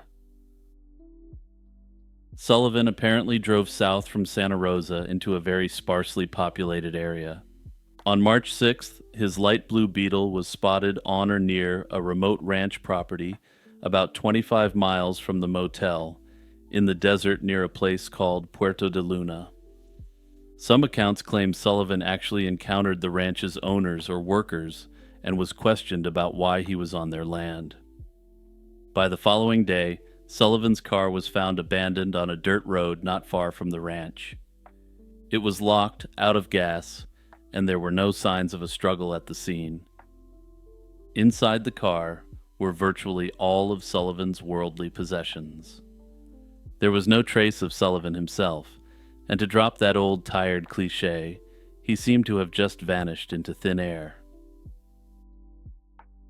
Once Sullivan was reported missing, a search was launched by local authorities, volunteers, and his own family who traveled to New Mexico to help. The surrounding desert and ranch land were scoured for any sign of the missing musician. Searchers on foot and horseback navigated arid fields and scrub brush, and a helicopter was briefly deployed as well. Despite these efforts, no evidence of Jim's whereabouts was ever found. One promising lead turned out to be a heartbreaking false alarm. Not long after Jim disappeared, police discovered a decomposed body in a remote area a few miles away, and it was initially thought it could be him. However, forensic examination determined it wasn't Sullivan. Sullivan's motel room in Santa Rosa offered another clue apart from confirming he hadn't slept there. They found that he had called his wife while he was staying there. When they talked to his wife about the conversation, it turned out this call was incredibly unusual and hinted that there was much more going on here. Sullivan sounded extremely distressed and hinted that something odd had happened. She asked what this odd thing was, and he cryptically replied that she wouldn't believe him if he told her. Nearly 50 years have passed, and Jim Sullivan's fate remains a mystery. Over the decades, a number of theories have been proposed, some grounded in cold hard logic and evidence, while others drift into the bizarre. The simplest explanation is that Jim wandered away from his car, became disoriented in the vast desert, and died of exposure. Exhaustion, alcohol, or even a mental breakdown could have led him to stray too far and succumb to the elements. The desert can be deceivingly treacherous, not because people don't realize it's dangerous, but because they don't realize how quickly it can become deadly. If he walked away from his vehicle, he could have become delirious and lost his sense of direction. That said, those who are skeptical of the theory point out that a chopper was used to survey the area immediately after he disappeared. This would have allowed searchers to spot his body, assuming he didn't seek some sort of shelter from the desert heat. Another theory is that Sullivan met with foul play, whether through a chance encounter or something more sinister. Santa Rosa in the 1970s sat along substance trafficking routes, and one idea is that Jim might have stumbled upon illegal activity. Some locals have speculated that the ranch where he was found was owned by a family connected to the mafia. Now, it looks to me that the main reason for this is because the family is Italian-American, which appears to have caused this speculation to take root. And yeah, I'm not kidding, it looks like it's just that, and nothing else, which honestly is a really embarrassing theory to promote in my view. Notably, according to unverified reports, these supposed New Mexico sopranos who owned the ranch moved to Hawaii soon after. Another element that is also claimed is that the local sheriff unexpectedly retired right after the incident as well, though again the evidence is very murky on this. These supposed coincidences have fueled conspiracy theories of a cover-up, yet ultimately there was no hard evidence of foul play ever found. Another theory suggests that he was overwhelmed by his failing career and his obligations to his family and decided to just walk off into the sunset. Under this theory, he was crushed under the weight of the world and couldn't keep going on. Supporters of this theory believe he likely suffered from a mental break, perhaps brought on by a toxic combination of an extreme lack of sleep and heavy consumption of booze. Another variant on this theory suggests that he just voluntarily left his family and started over fresh. Personally, I find it unlikely that he would have left cash behind in his vehicle if this was the case. I can see him symbolically leaving behind his guitar and other belongings, but the idea that a cash-strapped man wanting to start a new life would leave behind any money doesn't make sense. The most otherworldly theory is that literal extraterrestrials took him away in the desert. This theory is largely the result of him having been publicly very into the alien phenomenon, and New Mexico being an alleged hotspot for UFO activity. What truly happened to Jim Sullivan in the New Mexico desert in 1975 may never be known with any certainty. This lack of any certainty is, perhaps paradoxically, what keeps his legacy alive at this point, and continues to generate new interest in his music. Hey everyone, Jimmy reminding you to like and subscribe and to tap the notification bell and click the share button and send it around to your friends and family. Also, don't forget to check out the YouTube membership or the Patreon if you want to support my channel further. On the night of February 9th, 2004, a stretch of Route 112 in Haverhill, New Hampshire, was about to be the scene of one of the most famous true crime cases of the 21st century. Known locally as Wild Amonasuk Road, it's a winding rural route, flanked by dense woods and the deep snowbanks of a New England winter. It's not a place you'd want to be stranded, but at approximately 7:30 that evening, that's exactly what happened to 21-year-old Maura Murray. Her black 1996 Saturn sedan spun out on a sharp, icy corner and came to rest facing the wrong direction, wedged against a snowbank. A neighbor, hearing the thump of the crash, called 911. A passing school bus driver stopped and spoke to the young woman at the scene. He saw Maura, who appeared uninjured, but was visibly cold and shivering. He offered help, but she refused it, and by the time the first cop arrived at the scene at 7:46, the car was found locked and abandoned. Maura Murray's life had gone off the rails in the year prior to her disappearance. She was an ultra-high achiever and star athlete who got into West Point, spending about a year studying there before transferring to the University of Massachusetts Amherst. In November 2003, she was found to be using a stolen credit card, a hard turn for someone who had once attended one of the most prestigious institutions in the nation. This little incident landed her on probation, a factor which will be important to remember here as we're going forward discussing her case. The days leading up to her disappearance were filled with more acute signs of trouble. The first clear sign of distress came on the night of Thursday, February 5th. While working a security shift at a UMass dorm, Maura took a phone call from her older sister, Kathleen.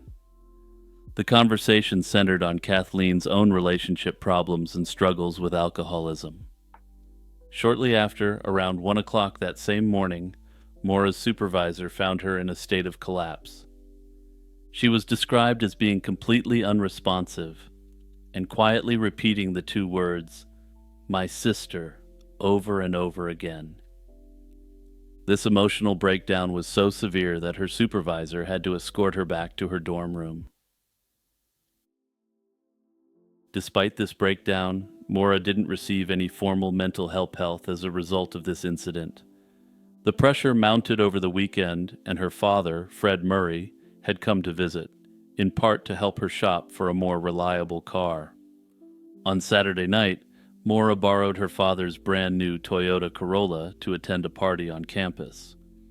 In the early hours of Sunday morning, At around 3:30, she crashed the car into a guardrail and dealt upwards of $10,000 in damage to the vehicle. The responding officer noted her inattentiveness, but, for reasons that remain unclear, didn't administer any field sobriety tests. Given the damage that was caused, I find this highly unusual. Unfortunately for Mora, this was another missed off-ramp to the catastrophe that was coming her way. It also came out that during her time as a cadet at the prestigious West Point Military Academy, she had faced an honor code violation for shoplifting. This is a serious offense under the Academy's strict code against such behavior. After all, the idea is that if a cadet is willing to engage in dishonesty, this person could be an extremely problematic officer in the future. Maura Murray's last known day was unusual to say the least, though it's clear that she had been planning something. The planning phase of whatever she was doing began shortly after midnight on the same day she disappeared. She used her personal computer to search MapQuest, as was the style at the time, for directions to two familiar, comforting destinations: the Berkshires and Burlington, Vermont. The deception began in the early afternoon, and at 1:24, she sent emails to her nursing professors and her work supervisor, inventing a family tragedy. She wrote that there had been a death in the family and that she would be gone for a week, which her family later confirmed was a complete lie. Her dorm room was later found with many of her belongings packed into boxes. While this was initially seen as evidence of a plan to leave for good, her sister has noted that Maura had recently moved into that room and may have never fully unpacked. That afternoon, she also sent a brief email to her boyfriend where she said she didn't really feel like talking, but would get in touch with him later. Ultimately, it was confirmed that she never reached out to discuss this with him. She made several phone calls to inquire about lodgings in New Hampshire and Vermont, including a condo in Bartlett where her family had vacationed, but she never booked a room. At 3:15, she stopped at an ATM and withdrew $280, nearly all the money in her bank account. Surveillance footage from this time confirmed she was alone, which will be a somewhat important factor going forward in the analysis. Shortly after the withdrawal, she visited a liquor store and purchased a fairly significant amount of alcohol for a single person. The events that transpired on that sharp corner of Route 112 are the heart of the mystery, and perhaps why this case has ingrained itself to such a degree in the public imagination. The analysis of this brief period relies on the accounts of two key witnesses and the physical evidence, or lack thereof, found at the scene. A local resident, Faith Westman, heard the loud thump from her house nearby. Peering through her window, she saw the disabled car and called the Grafton County Sheriff's Department at 7:27 p.m. to report the accident. Her initial 911 call log noted that she saw a man smoking in the car, a detail that has fueled years of speculation. However, she later clarified her account, stating that she didn't directly see a man, but rather a red glowing light from inside the car. She had assumed that this was a lit cancer kazoo, but upon further reflection, she admitted that it could have been from a cell phone. Notably, the surveillance footage from the ATM did confirm that she was alone, at least at that point. Of course, surveillance technology wasn't ubiquitous like it is now, so we only have a very narrow snapshot to confirm she was alone. Moments after Westman's call, another neighbor, a school bus driver named Butch Atwood, was driving home when he came upon the scene. He pulled over and saw a young woman, whom he presumed to be the driver, walking around the vehicle. He described her as cold and shivering, but not visibly injured or bleeding.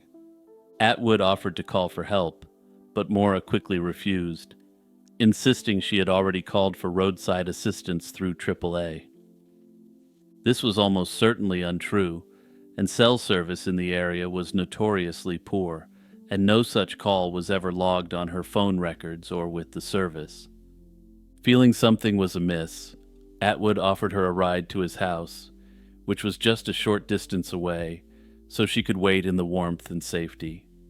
Again, she declined, and respecting her wishes but still concerned, Atwood drove the 100 or so yards to his home and immediately called the police himself. Notably, I've found that some people online give Butch heat for not trying harder to rescue her from the scene, and personally, I just don't get it. Butch would have been aware that a young woman may have legitimate reasons for not wanting to get into the car with a lone male who promised that he lived nearby. Mora, of course, would have had no way to tell if he was actually a friendly neighbor looking to help, or perhaps a more sinister force. But as we're about to discuss, the fact that his house was close may have specifically been the reason she didn't go with him, according to some theories of the case. When a police officer arrived at 7:46, the scene was eerily quiet, and Mora's Saturn was there with its doors locked. A search of the immediate area revealed nothing. Crucially, there were no footprints in the fresh snow leading away from the road into the surrounding woods. The following day, this finding was reinforced by one of the most important pieces of evidence in the entire case. A police tracking dog was brought to the scene and given one of Mora's gloves to establish a scent. The dog tracked her scent from the car for approximately 100 yards east along the road before the trail abruptly stopped. To the canine handlers and detectives, this almost always means one thing: Mora got into a vehicle. Over the past 2 decades, the void of concrete evidence in Maura Murray's disappearance has been filled by speculation, debate, and 3 dominant theories. Each attempts to explain how she vanished from Route 112, and each is supported by some pieces of the puzzle while being contradicted by others. The first theory, and the one initially favored by law enforcement, is that Maura chose to disappear and start a new life. The evidence for this is somewhat compelling, and I can see why it was favored in the immediate aftermath. Her actions on February 9th all looked like the preparations of someone planning to run away. The idea of a tandem driver is often linked to this theory. Under this theory, an unknown accomplice was either following her or was scheduled to meet her at a prearranged spot. This would explain how she was able to leave the crash scene so quickly and why the canine scent trail ended abruptly on the road. However, the credibility of this theory has taken a nosedive as time has gone on. Her credit cards and bank accounts have remained untouched since that day, and her identity has been dormant since then. Successfully starting over with a new identity with a few $100 is, for all practical purposes, impossible. The second major theory claims that Maura, panicked and likely intoxicated, fled the crash scene on foot to avoid a charge and the devastating legal consequences it would have. As previously mentioned, she had been caught using a stolen credit card just months prior, and she was on probation for this activity. In this scenario, some theorists claim she ran from the road, perhaps intending to circle back later or simply hide until the police were gone. Lost and disoriented in the dark, cold woods, she could have succumbed to hypothermia or an injury. The White Mountains wilderness is vast and unforgiving, and it's plausible that her remains could have been missed in subsequent searches. This theory, however, runs into 2 significant evidentiary roadblocks, and I don't buy it at all. First is the complete lack of footprints in the snow leading from the car into the woods. While not fully impossible to explain, it's a major inconsistency that would have to have her traveling far down the road in a narrow window of time and slipping into the woods. It would also require the searchers to have missed any signs of this happening. The second and more powerful contradiction is the canine scent trail. A dog tracking a person who walked into the woods would follow that scent off the road. Instead, Maura's scent trail stopped cold on the pavement, providing the strongest piece of physical evidence that she left the area in a vehicle, not on foot. Another more plausible variant of this theory is that she panicked and got into a vehicle to get away from the scene. Under this variant, she didn't take the offer from Butch precisely because she believed that he was a local and that the cops would show up and arrest her at his house. Instead, she waited for another vehicle to come along that promised a more distant escape, an idea which neatly leads into the third theory. The third theory, long maintained by Mora's family, is that she was the victim of a crime. This scenario aligns perfectly with the evidence from the sniffer dog unit. It suggests that another vehicle stopped near the crash scene. An opportunistic predator who saw a vulnerable young woman alone on a dark road. In her panicked state, wanting only to get away from the scene before police arrived, her usual caution may have been diminished. Accepting a ride from the first person who stopped would have seemed like the quickest solution to her immediate problem. This would explain her rapid disappearance and the scent trail ending on the road. Once she got into the vehicle, if this was with a predator, her fate would likely have been sealed at that point. Personally, this is the theory I favor since it aligns best with the canine evidence. 20 years after she vanished, the case remains open and active, and her disappearance remains one of the most actively talked about true crime mysteries.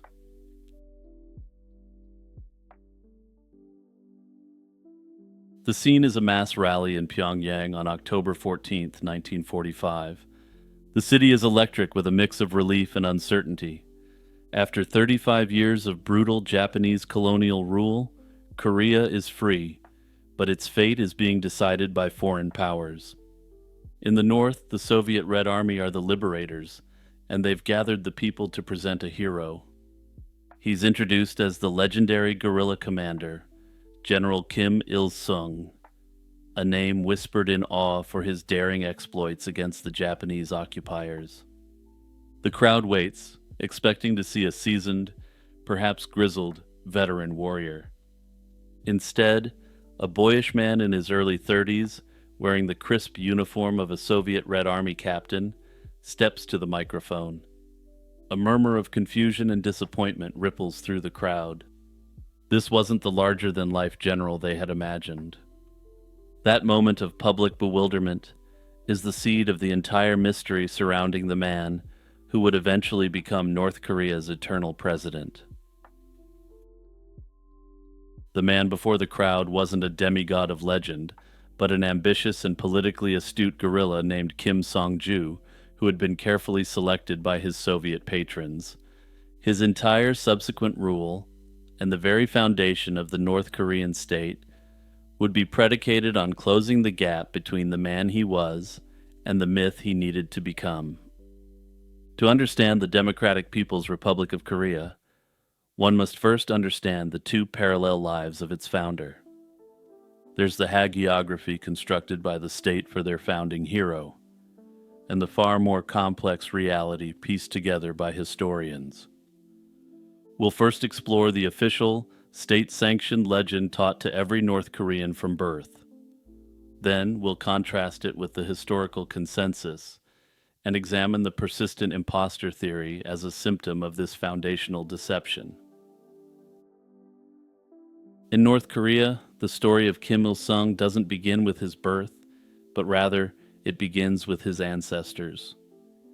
The official story portrays his family as a long line of preordained patriotic revolutionaries, establishing what is known as the Mount Paktu bloodline.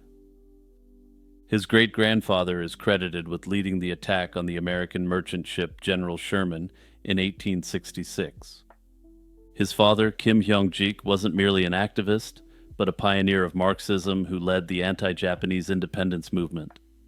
His mother, Kang Pan-sok, on the other hand, is venerated as the mother of the Korean nation, who embodied all that is virtuous about the Korean people.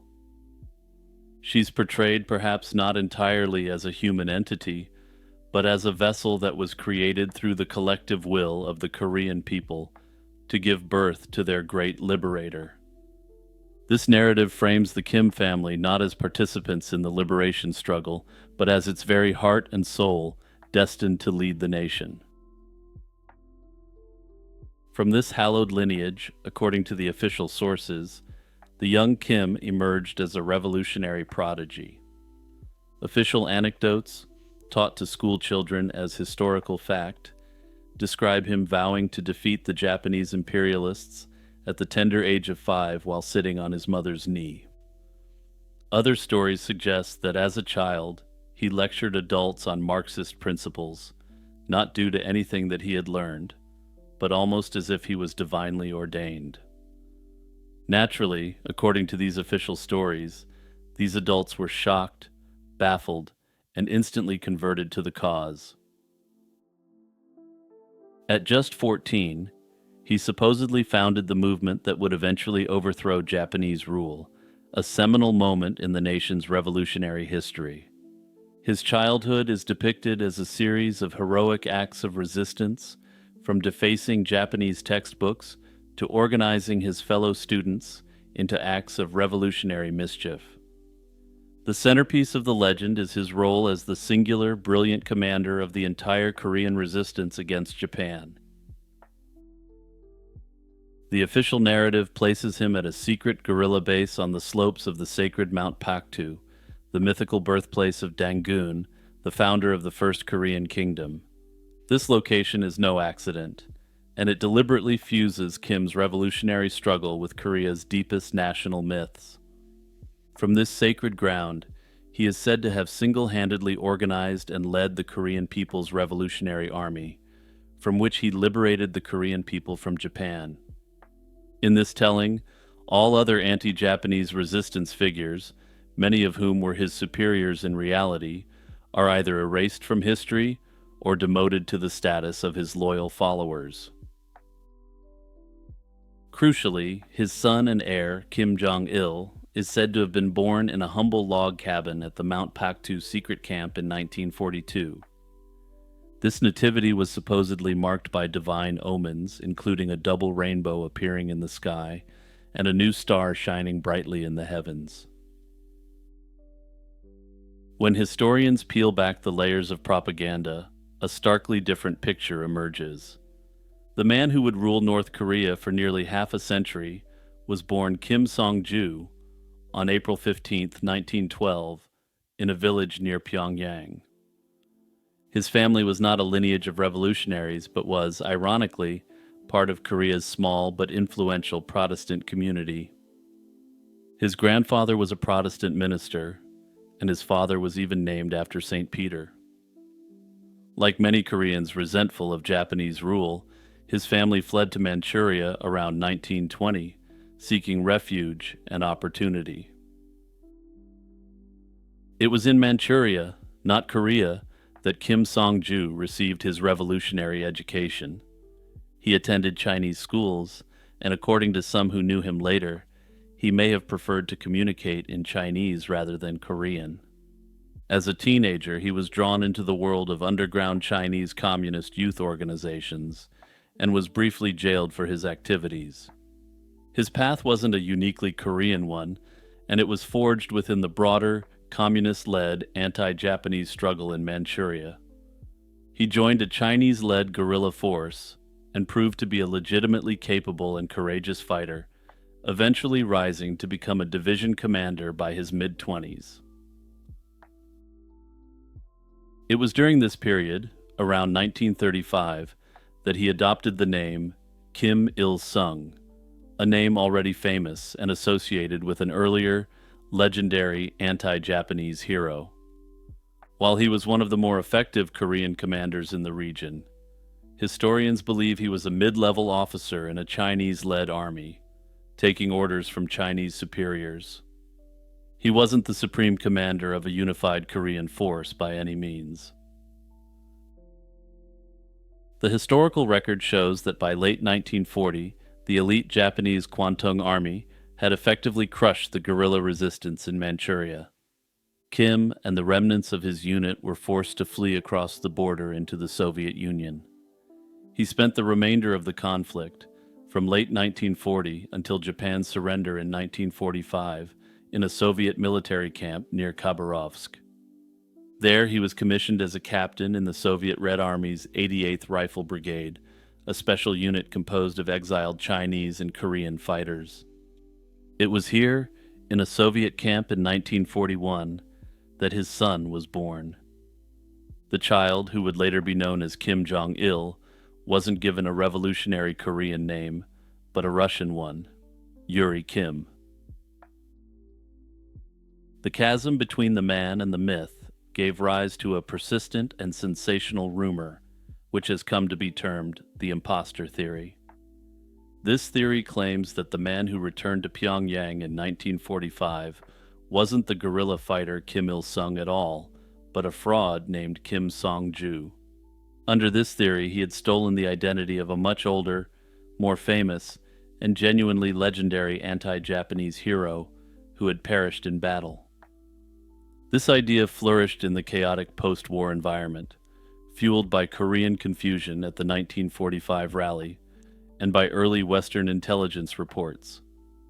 There's even a now declassified CIA dossier that treated the claim as credible, suspecting the Soviets inserted their agent into the Korean fray. Despite its durability as a piece of Cold War propaganda, the academic consensus has thoroughly debunked the literal imposter theory. The evidence against it is definitive, and witnesses who knew Kim Song-ju both before and after his time in the Soviet Union confirmed he was the same person. Japanese Kwantung Army records from the 1930s specifically identify the young guerrilla commander, using the alias Kim Il-sung, as a significant and wanted resistance figure. Most conclusively, his personal file has been found in Russian archives, confirming his identity and career path from Manchurian guerrilla to Soviet Red Army captain. However, the real significance of the imposter theory isn't its factual accuracy, but what its existence reveals. In a political sense, the man presented in 1945 was an imposter. The Soviets were presenting a 33-year-old captain as the legendary general the people expected to see. However, the real legendary general who first went by the name Kim Il-sung was Kim Kung-chan, and he was in his 60s when he fell in combat in 1942. By 1945, Kim Il-sung had already been using that same name for over a decade. Essentially, the imposter theory is an urban legend born from a kernel of truth. Kim Il-sung did take the name of someone much more famous in the resistance movement, but he actively used this name long before he was the front runner to lead a communist Korea. It's a distorted echo of the population's legitimate confusion and the regime's foundational act of political misdirection. The theory is a ghost born from the fog of a propaganda campaign, a symptom of a much deeper deception about who Kim Il-sung truly was and where his authority came from. When Kim returned to Korea in 1945, he was a political unknown. He had no independent power base and faced numerous, more prominent rivals from domestic communist and nationalist factions. His sole claim to power was the backing of a foreign occupying army, the Soviet Union, which saw him as a pliable asset who spoke Russian. To survive and consolidate power, he needed more than Soviet tanks. He needed a compelling narrative of his exploits. The creation of the Kim Il-sung myth was a calculated and essential political project. It recast him from a legitimate combatant against the Japanese to the sole liberator of the nation, providing him with the heroic, nationalist legitimacy he desperately lacked. By establishing himself as the singular leader of the revolution, he could brand all rivals as traitors or factionalists, justifying their ruthless purges in the 1950s. Most importantly, by linking his family to the sacred Mount Paktu and the mythical origins of the Koreans, he laid the ideological groundwork for a hereditary succession. This, of course, is a concept entirely alien to Marxism, But this myth transformed him from a communist premier like any other into a dynastic founder whose family still rules North Korea.